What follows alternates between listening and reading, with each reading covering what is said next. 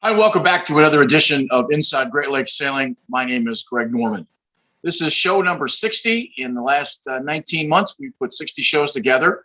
This show is going to be highlighted by a royalty. We have a Melges that came aboard for this week, who's coming to Crescent Sail Yacht Club for the Melges 24 Championships. Fourth generation Harry Melges, six-time national champion, and one of the best young sailors in America. We're going to talk a little bit about the upcoming championships. We're going to talk a little bit about the family. He's going to reveal a secret that I think you'll find really interesting about Grandpa, Buddy, one of the more famous of the four Melgeses, and just talk a little bit about sport. And we get into a discussion about junior sailing, and he has some interesting thoughts as it pertains to the direction and where it might go. And at the age of 20, I think he's got some insights that will be pretty interesting.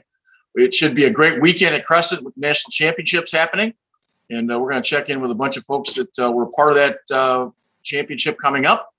And then later in the show, I had a chance to spend some time with former Commodore at Crescent, Mark Nagel, and talking about flags, and specifically some flags for the Crescent Regatta. I think you'd be really amazed at some of the flags, and we were displayed. We have a Union Jack from 1944, and kind of talking about some of the older flags and how they fit.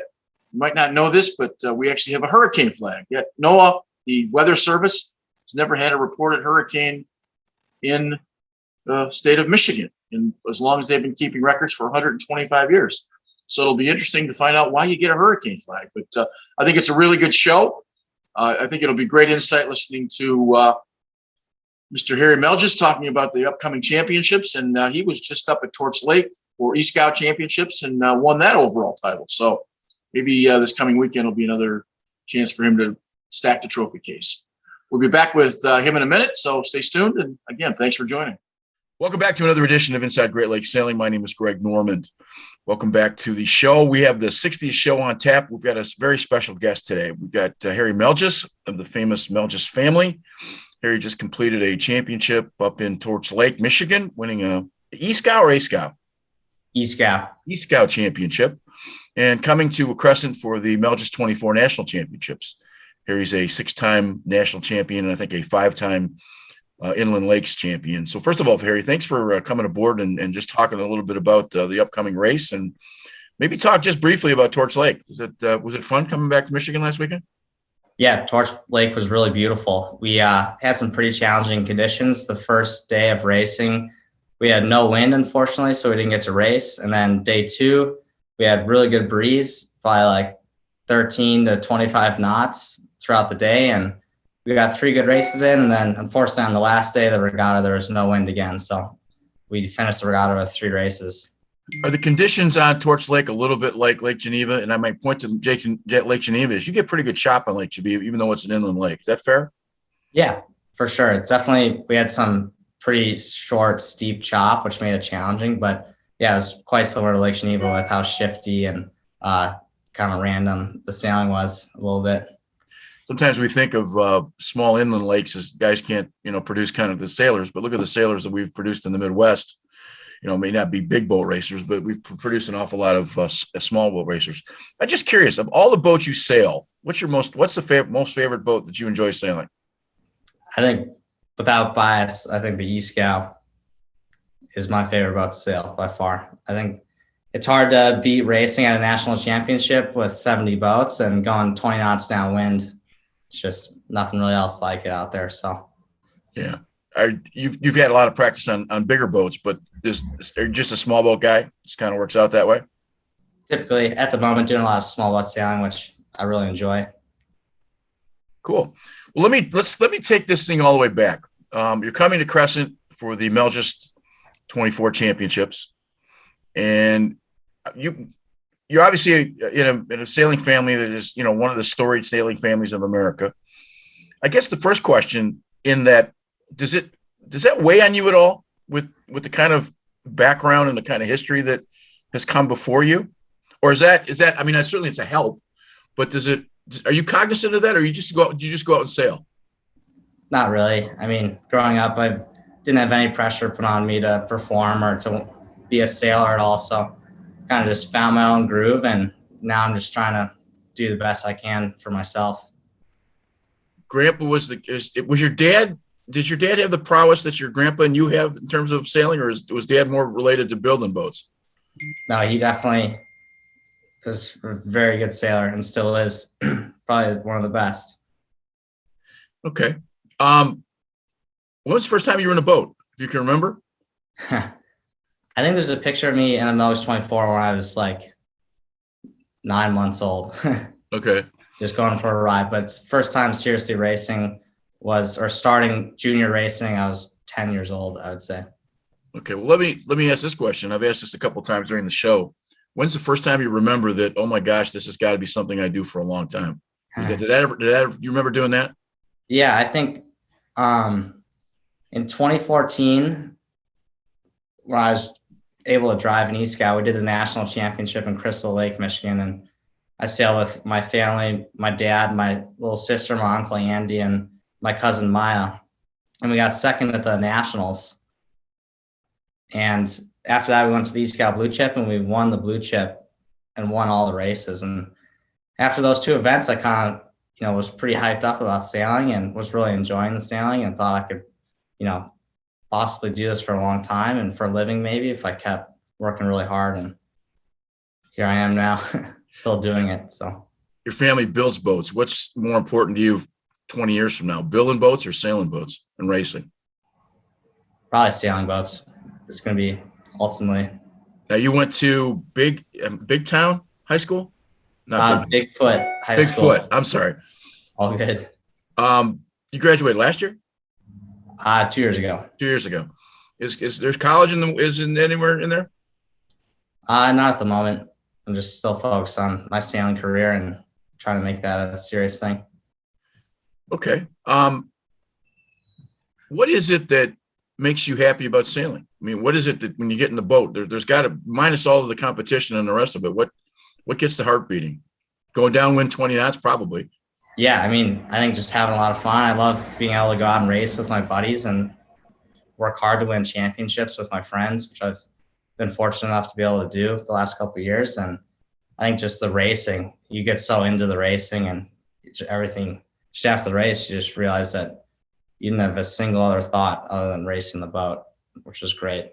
If somebody were watching you, coach, we're going to try to coach against you. What are you best at in a boat? I mean, I like to think that my downwinds are probably my strength. I think I like going downwind. I think I can drive the boat really well downwind, so we have good speed all the time, and I like the downwind tactics a lot. There's a quote by your grandpa in one of the sailing magazines that when you race, you follow the leader east, and you follow him. And when you follow him west, you follow him. And when you come downwind, you just beat his butt. And it was quoted as that. But yeah, is there something that you know about downwind sailing that maybe the rest of us don't know? Is there a touch? Is there a feel? Is there something that just comes with the territory? I don't think so. I mean, I did years of 49er sailing, which really helped my fast boat, technique. And I think just trying to build the apparent wind, especially in the boats like the E-Scout or Melges 24, when you're planing downwind, it's all about trying to creep the apparent wind forward, which will help you go faster and lower than everyone. And there's really big gains to be had, I think, downwind, just pushing that limit. As you build boats, do you approach sailing technically, like you have conversations with some of the folks that are, the boat builders and the sort of the geometry of what goes on and how to build a boat? Or is it more feel for you? Is it more of an artistic approach? It's both. I mean, it's a lot about feel for sure. I mean, that's kind of your game time decision is off of feel, but I think most of your regatta prep and your training is going to be more technical stuff, so you can get really down to the data, so you know exactly what's going on. You spent some time as a ski racer, even to the point of getting some fist points, and I say that wearing a U.S. ski team hat. Just talk a little bit about. We've had some guys who skied raced at a high level. George Pete being one of those, was a college racer. Talk about. I mean, I understand you jumped into boats full time because it's hard to try to have two masters. But talk a little bit about ski racing and kind of where it fit and what the sort of the comparison and what the similarities are with sailboat racing. For sure, I think so. Growing up as a kid, it worked out perfectly because I was able to sail pretty much all summer and a little bit in the spring and fall, and then I can transition right into ski racing in the winter. And being in the Midwest is awesome. We had a great little circuit in the Central Division, and I really appreciated the ski racing career I had. I did it for 11 years, and it really taught me to, prep for a competition. There's a lot of time. Most of your time comes into winning stuff way before the competition. So in ski racing, you got tune your skis, you're doing practices every night. So I really learned from a young age how much time you put in before the event, helps you perform. And then it's also skiing racing is an individual sport. So if you do well, it's on you. If you do bad, it's all on you. So you really learn to have a good mentality coming into events, I think, from ski racing. And sometimes too, you're also racing. Besides racing against your opponents, you're racing against the clock, which I think has some similarities. I think the part of ski racing. Let me back up a little bit. Being a two-sport athlete, there's always been this conversation lately, especially with kids your age coming out of high school, to have more than one discipline and have more opportunity, just to have the experience of other athletics. And I think ski racing gave you, I would think, a pretty good experience for maybe being a sort of an international level kind of sailor. Is that fair? Absolutely. I think ski racing really taught me to prepare myself and to train at a very high level at a young age, I think. Were you better at slalom or giant slalom? Slalom. Quick feet? I like to think so. Okay. Well, let's start talking a little bit about your sailing. Is there a mentor? Is there one voice that's in your head more than others, or you're fortunate enough to have, sort of contact with all kinds of great racers, but is there somebody that's been a little more instrumental than others? I definitely have a lot of people who've helped me out through the years, but I think my dad is the most important one by far. And I talk to him after sailing pretty much every day and debrief with him, which is awesome. Did Dad learn something from a father who was very competitive with a gold medal and Olympic championships? Does Dad dial it down maybe a little bit in terms of just the way he approached it, because he knows what the level of competition and, more importantly, the notoriety that comes with it? Is that a fair characterization? I think so. I mean, I don't think he probably ever dialed it back at all. We're always striving for a pretty high level all the time, even growing up. Which it just seemed like if you want to do it, we're going to do it right, and you're going to put the time in. And yeah. I asked the question because you got a relatively quiet personality. You don't seem like it's a big personality and bombastic. You seem very quiet and laid back. I'm sure you're not that way on a course. I'm sure it's very competitive, but are you quiet? Is that basically his personality? Sure. I suppose so. Yeah. What makes Dad what makes Dad the one voice? What is it that he brings to you? I mean, he's been my coach in ski racing and in sailing my whole life pretty much, and I trust him with everything. So it's pretty easy to have conversations, break things down with him. Pretty much everything. He's super technical, and he's a boat builder, sail designer, super good sailboat racer. So I can pretty much come to him with anything I need, and he has the answer. So that's cool. There's 4. You're Harry the 4th. Yeah. So what's Dad? Dad is Dad called Harry as well? Yeah, he's Harry the 3rd. Around the house, are you Harry Jr. or small Harry, little Harry, or just Harry? Little Harry. Okay. it gets confusing. I mentioned this a couple of times. I'm from the UP, and we had I had an Uncle Bill and a Big Bill, and Uncle Bill was 5'2", and Big Bill was 5'1", and they could never figure out why they called him Big Bill. But that's kind of digressing. Coming this weekend to Crescent for the Melges 24 National Championships. Is there any thought of people looking at you with your name on the boat in terms of, your family built the boat and it's the national championships? There are 26 boats coming. What's your thoughts about being on Lake St. Clair? Yeah, I'm really excited to be on Lake St. Clair. I've never sailed there. I've never been in Detroit before, actually. So I'm actually going to start driving there right after this call. But yeah, I'm looking forward to it. Thinking it's going to be real good. Kind of looks like light air for the whole weekend, but should be good racing, hopefully. Is the 24, it was built in 1993. Your grandpa had come back from the Olympics where he had won an Olympic medal, an America's Cup championship. Yeah. I guess the innovation of the boat. And the boat you built about 900. Does that sound about right overall? Yeah, we're on 865. Okay. Somebody said that the 400 and the 600 series were faster than other boats. Have you heard this? I don't know. There's some things online that suggest that if you have a hull number in the 400s or the 600s, it was somehow faster than the other boats. And I had to answer to you is that boats are pretty much built with tolerances to pretty specific tolerances.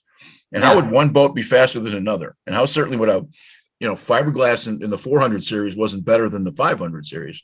If you heard this at all, this is a pretty serious line on some of the sailing blogs. Yeah, I mean, the way we build the boats, the only way that those boats would be any different is that we had different builders at times. We had some boats that were built in the UK really early on. The majority of the boats were built here in Zenda. Some of the boats were built down south, but other than that, there's really no difference. There's slight variations, how long they're left in the mold. That changes by a couple days. What resins we're using at the time, what bonding putty we're using at the time. That all can change slightly, but really all in all, you can win with any boat. When you built the first boat in 94, it was using a lot of the technology from the America's Cup in 93, actually 92. My question to you is the boat changed much technically, or is it pretty much the same boat it was then? It's the same boat. I mean, it has changed. The hardware layup has changed slightly. We don't have a winch on the boat anymore, or navigation lights or bow pulpit. All that stuff is taken off the boat, so it's a little more streamlined, one design racing. But the whole shape and the rig and everything is all the same. Now it has a retractable keel, which is, I'm assuming that just makes it easier to get around and be able to trailer it, those kinds of things. Yeah. That was part of the design, right? Yeah. When Grandpa designed it, I guess the idea was to set up a class, and it certainly has become one of the better classes around the world. Is that a fair statement? I would like to think so, yeah. What makes the boat fast? Well, we've got a really nice hull shape that's pretty wide, but it's round. It's got a nice crown in it, so it goes well in light air and waves, even when it's windy too. It's got a nice carbon rig, and it allows you to hike really hard as well, which not a lot of the keelboat classes allow you to do these days. So the boat really can fly upwind and downwind. And we've hit speeds of 20 knots downwind when it's windy in the boat. And we're probably targeting low 7 knots upwind when it's windy. Who's part of your crew this weekend? My father's sailing with me, Malcolm Landfear, Ripley Shelley, and Finn Burdick. Now, Finn is your normal duo partner for some of the smaller boats, right? Different Finn. Finn Rowe is typically sails with me. He sails me on the E-Bone. We sailed 49ers together. And then Finn Burdick is Andy Burdick's son. Okay. Who's going to be sailing with us. All right. You haven't been on St. Clair at all, right? Am I correct? Yeah. Okay. You think you'll find it to be an interesting lake. It's even our harbor is just, literally I'm the last boat out of the harbor and it takes me 3 seconds and you're in 20 feet of water. Yeah. So it's an interesting lake. It's no different than I guess from what you're used to. Now, let me talk a little bit about, you started sailing 49ers, which is a rather unique looking boat. we have a guy Crescent who's part of the development program, Liam Walls. I don't know if you know Liam at all. Sure. He's trying to make the 2024 team like you are. Talk a little bit about your campaign for the 49er and then talk about the boat, because it looks like an albatross. It doesn't look like anything you typically look at. It's a unique looking sailboat. Yeah, definitely. So it's a skiff, really lightweight boat. It's about 90, I think the target weight is 94 kilos for the hull. So super light boat.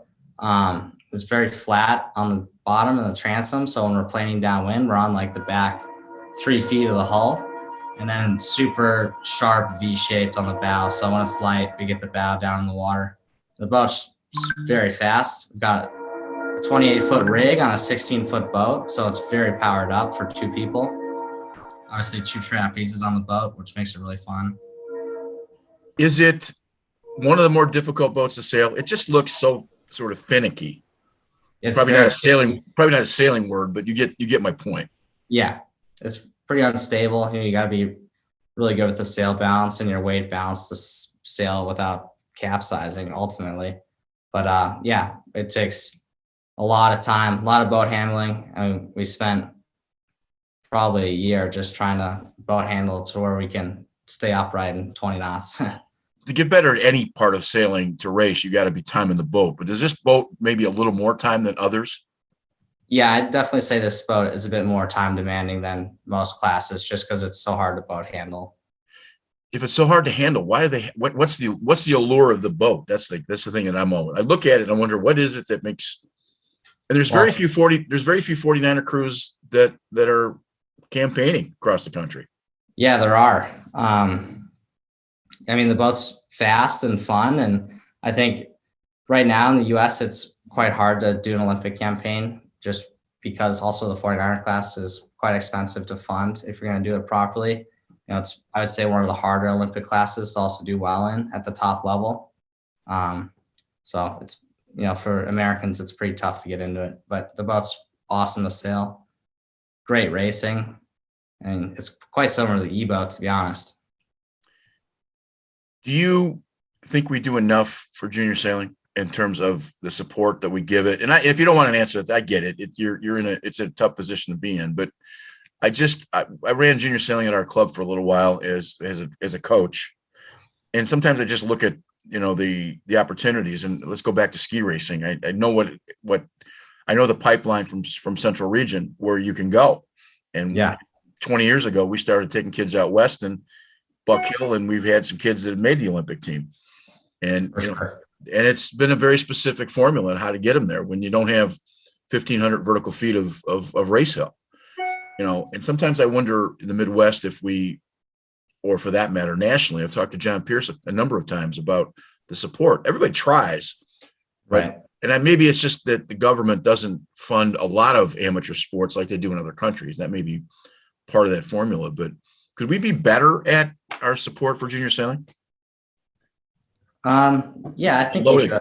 I think it always be better. What's that? I think it could always be better. Yeah. I think probably the one thing I'll say is I would like to see kids sailing higher performance boats at a younger age all the time.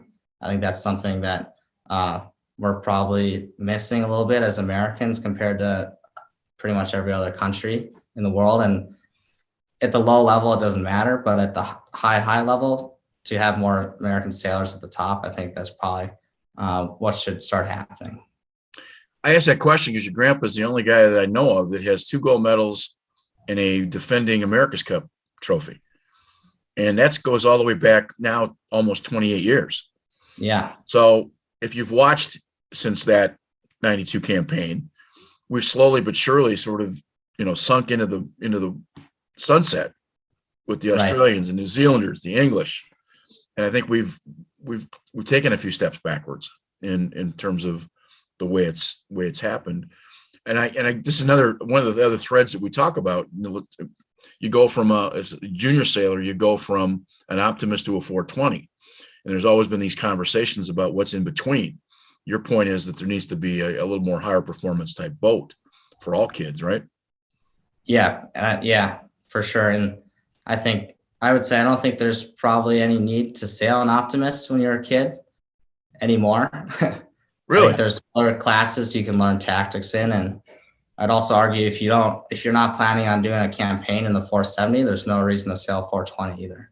It's just if you're going to go a long way in sailing, if you're going to get to a high level, you're going to be sailing boats that your apparent wind is coming right at your face downwind. We always talk about inside baseball, and in terms of ski racing, kids go out and ski now about 70% of the time and train about 30% of the time.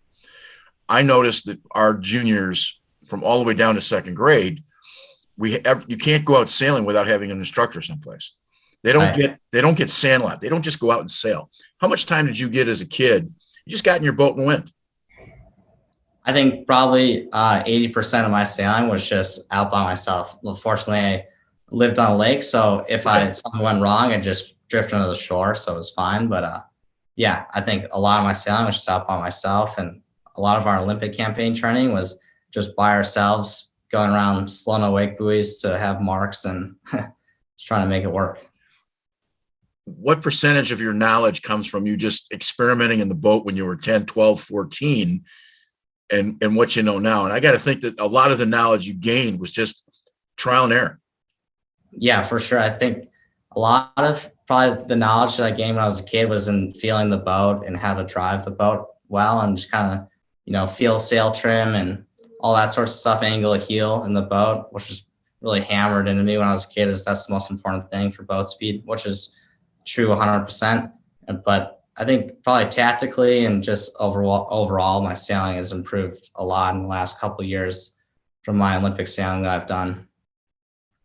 I say that because I just don't think kids get in boats enough. I don't think they have enough time where they can just, there's a point out into the back and forth. Just go out and sail. Just go sandlot. Just, without having an adult over the top of them telling them they got to do everything this way or that way.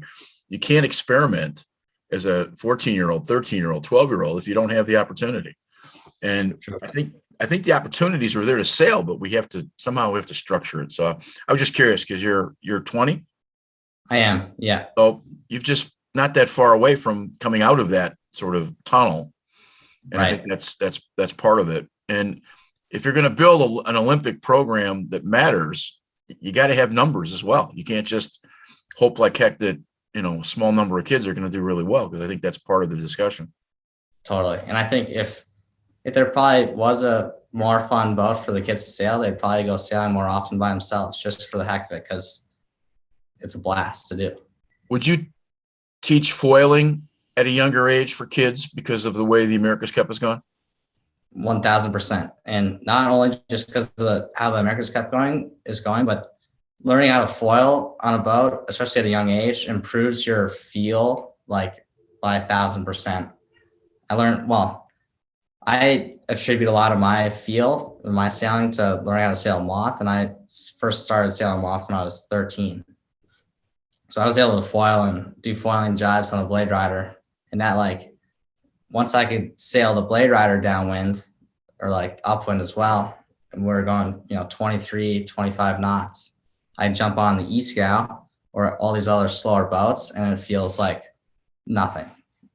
It's very, it comes at you slow, and you can feel the boat really well. So I think if kids learn how to do that at a young age, the level would go up by a ton.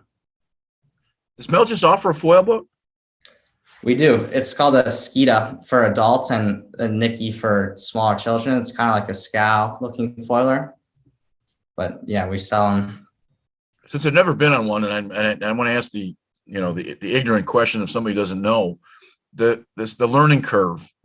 I guess getting used to the boat coming up out of the water would probably be the comfort zone. But kind of walk through what it takes to sail a foil boat, even a smaller one.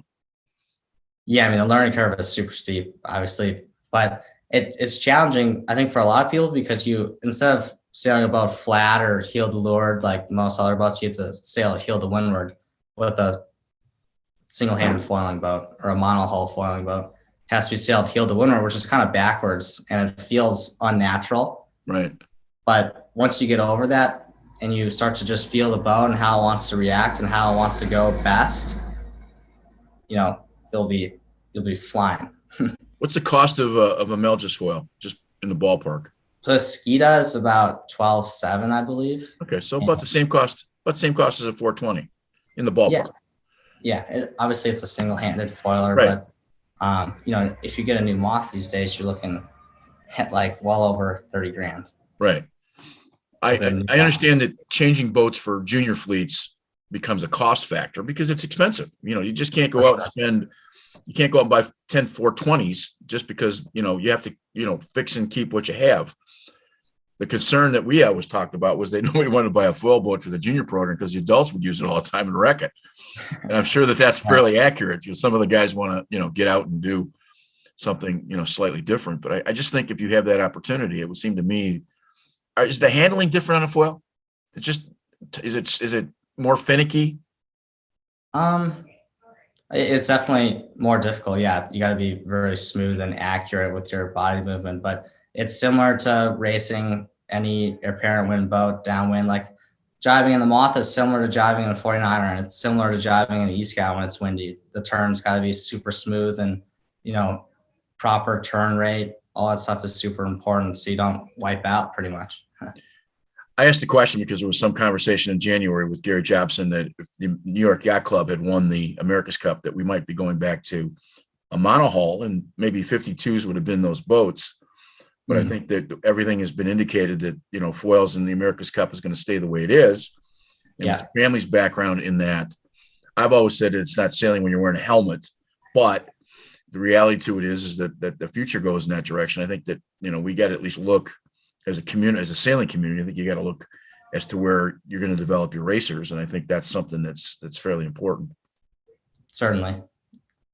Yeah, I mean, the cup has definitely transitioned into a huge change, but it's just completely different.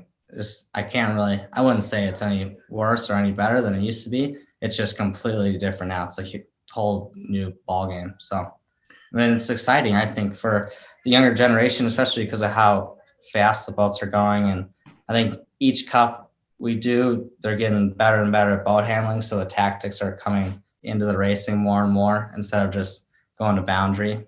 But I think it's cool. There was some recent communication with that there might be boats within a 10-year period that we might be doing 50 knots on a sailboat. And is there a point of no return on speed that danger becomes part of that discussion with either a foil or some kind of a hard, you crash a sailboat at 50 miles an hour. It's I don't know. It's not a whole lot different than crashing a speedboat, but is there a limitation to how far fast we can go? I hope not. I don't think so. I mean, you look at F1 drivers and they're going 200 miles an hour in their car. Right. And the best drivers in the world. So I think if you have the best sailors in the world, there's no point in putting a limitation on how fast these boats can go. Just got to make the course a little bigger. Yeah. And no, that I get that part. That makes perfect sense. What is more important? An Olympic medal, national championship? And does anything in America's Cup excite you, or is that something that you're even looking at? I think all of the above excite me a lot. I'm just trying to, at the moment, I'm not pursuing another campaign in the 49er for Paris, but I'm just doing pro sailing and international sailing a little bit in other classes, but just kind of going with the flow and trying to do as well as I can and see what opportunities come. In the back of the brain, is there a point you want to get to? Is there something that you're, I want to be the Rolex Yachtsman of the Year. I'm not saying that you're only sailing for title, but is there something in the back of your brain that you want? Is there a goal out there? I think honestly probably to beat Buddy's records, but okay. Yeah, that's pretty high goal, obviously, but I'm still young and working every day towards the goal. So simple question. Why? Because they're there? Yeah. I mean, it's kind of feel like maybe it's in my blood or been doing it my whole life and I'm passionate about it. So I feel like I have a really unique opportunity to pursue my passion. So I'm going to take the opportunity. Have you told that to Grandpa? Yeah. And he says?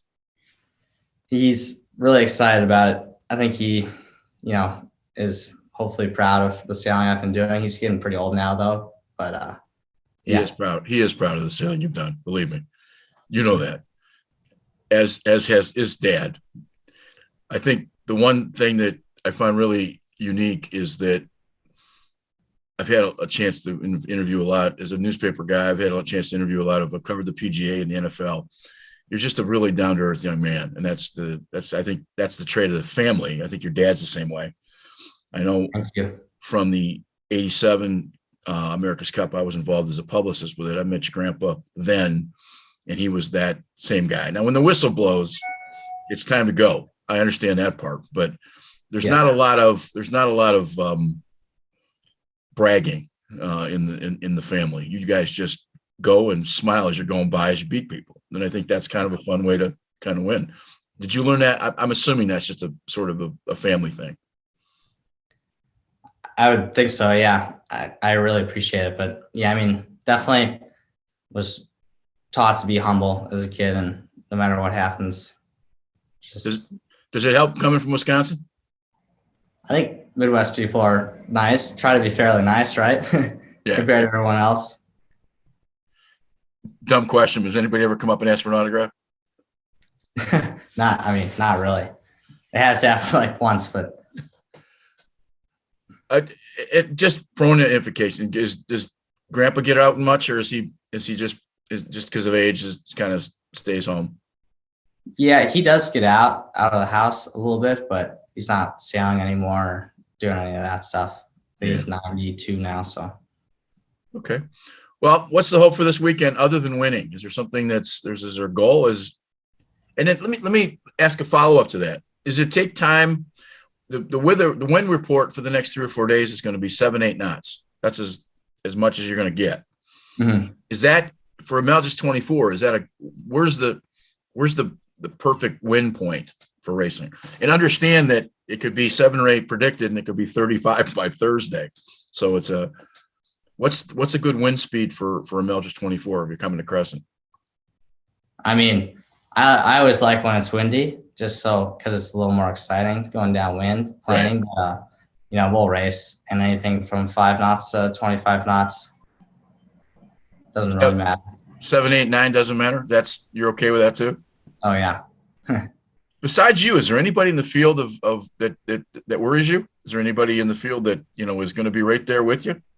Oh, definitely. I mean, there's a ton of good sailors in the Melges 24 class. A bunch of professional sailors. Obviously, Bora Glory is going to be sailing there. It's his home venue, I'm pretty sure, and he's driving his own boat. So. Yeah, he's at Bayview, which is I think you guys are going to end up a second night. I think Saturday night is where you're going down to the dinner at Bayview Yacht Club. Oh, cool. Maybe so that'll be waters.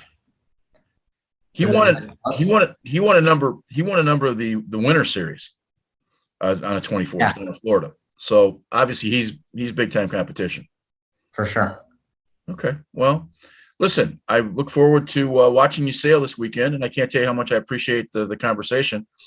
For our 60th show, it was nice to have a sort of a name on the title, as it were.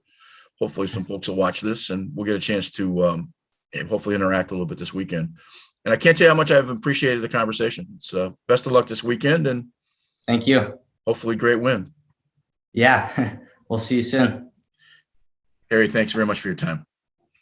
That was Harry Melges talking a little bit about the upcoming Crescent Sail Yacht Clubs hosting the 24th National Championship for Melges 24s.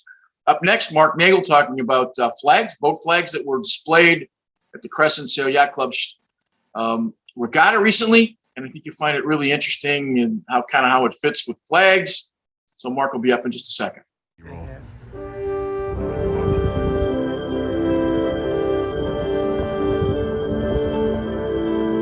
You're along the band here, and this one is really cool. This happens to be a C, Semaphore Flag C, but this is from Mare Island, November 1943. Well, Mare Island is the Naval Air Station in the middle of San Diego Bay. I know it well. Yeah. How did it get here? We have no idea. We have no idea. We were rummaging through, one of the cool parts about having a club that goes back, as far as we do, the 30s, stuff ends up here that nobody knows about, right? We were digging through one of the attics and we came across this old box full of all these signal flags from the 1940s. And that's what we've hung up around the club for the regatta this year. But So, Mark, we're talking about this flag representing the letter C. letter C, correct. When you mentioned when you said C, I think of SEA, but this is actually, so signal flags were the alphabet. We're the alphabet, and the square flags were the alphabet. Then you'll see the pennants, sort of the triangulated ones. Those are generally numbers. Okay, out front there are some flags. There's a hurricane flag and weather flags. Explain those, because we can put the flag over the top of the interviews. No, Explain exactly. those. In the old days, before you could go to your TV or phone and get, Right. what the weather's going to be. What the Weather Service did was post flags, and there was a series of flags. A single red pennant would mean that it's small craft warnings. Right. I think it was like 15 to 20 knots of breeze. Which right? hasn't changed in 100 years. No, it's still the same. The classification's Right. the same. Two of those large red pennants, stacked one above each other, would tell you that it's a gale. And then if you are going to experience what they would call a storm, which is somewhere between like 50 and 80 knots or whatever it is, you would put up what people have seen as the square flag with the black square in the middle. That means a storm. And then, go ahead. No, I found it really interesting. You have a hurricane flag, and checking just checking the records, there's never been a Right. hurricane in Michigan. So you made the point that when you bought a set of flags, they probably came with they everything. just probably came and with there's the no whole reason thing. for there not to be a hurricane Right, flag. right, I right. just thought it was ironic Yeah, that you it have is. a flag that we'd never use. Right, and when you stack two of those square flags with the black square in the middle above each other, it designates it's a hurricane, full blown, full bore. So if those are flying, you're in trouble. Sure. Yeah, this is an I. Let me real quick look at this. Yeah. So this goes all the way back to 1944. Yep. The reason I think this is interesting is that in doing some of these shows, we're finding out all the history of some of the trophies, the Queen's Cup, Yeah. and some of these different trophies, the Barthel Cup for the winning of the 3 races. The actual trophies go back prior to the Stanley Cup. Right. So sometimes I think sailing has a better understanding of history than some of the other sports. Stanley Cup says we're the oldest trophy in North America. Yeah. Turns out they're not even the oldest trophy in Great Lakes. Right. So I think that's part of that. So- Absolutely. So this happens to be an I flag. And what I find interesting about this one, you read across the top where this came from. This came from the Central California War Industries Incorporated. Now, I haven't found out a lot about that, but usually when it's a state industry, Right. that usually means a penitentiary. Right. Right. No. So this could well have been made in... Instead of making a license plate, they took the day off to make flags. They made flags or Yeah, something that like makes that. sense. you know. Okay, the one that we're looking at last, Mark, is the coolest thing. I understand this has got 48 stars. Yep. So this goes back to the 40s, obviously before Alaska and Hawaii became states. Now you called it a very specific. Yeah, so this is what's referred to as a Union Jack. Okay. And a Union Jack has a very specific purpose in the Navy. The jack staff on a ship is the flag staff way up on the most prow of the boat, right on the tip of the bow is called the jack staff. Right. And when they were in harbor, they wouldn't fly a full flag. They would always fly what is called a jack flag, which is sort of best way to call it is it's not the full flag, but it's part of the flag. Why no stripes? I couldn't tell you the whole history of why that is. Okay. A lot of an interesting one is that the original Union Jack for the United States, they call it the first Union Jack. You've seen the flag with the red and white stripes, and the snake says "Don't tread on me." Right. That was the original Union Jack flown by Navy ships off the bow of their boat before they went to I don't know when they went to the 48 stars or whatever and stuff like that. I started to have this conversation in my head that with 48, if you added 2, you have to completely change the The whole flag. layout, But right? in this case, you've got 1, 2, 3, 4, 5, 6 rows. Yep. So if you added 2 stars, you'd only have 5 rows of 10 instead of 8 rows or 6 rows but of it's 8. how they ever, then the proportionality would be out, Right. and stuff like that. Does the proportionality on these kinds of flags have the same value that you would on a Bergie, which has a very specific formula that's got to be an isosceles I would triangle? assume so. Okay. I'm not that familiar. I wonder, with that would be interesting to find out why sailors and why naval folk are so interested in having it be the perfect. To me, if dimensions have to be, there has to be some kind of crazy reason. I'm sure there's long history to it, but I don't know what it is. But anyhow, this one is really, because it's very worn. I mean, this flag flew. This was used on a ship.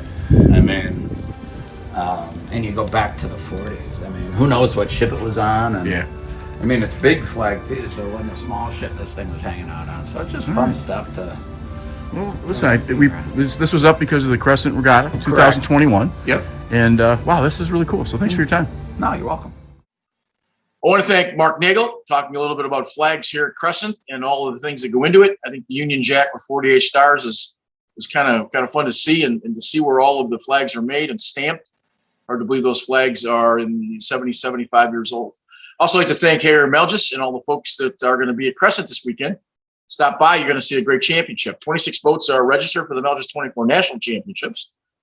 We've got some locals. We've got some guys from far away as California. So it'll be, I think it'll be a great race. For the 60th show, we want to thank all those folks that have watched and have been a part of it. We're going to bring you 12 more for this season to get us to 72. We had 36 shows in our first season. We want to continue to do 36 shows this season and then take a bit of a break. We put a lot of video up, and hopefully you've enjoyed it. We've got a few things to come. And again, have a great week, and we'll see you soon.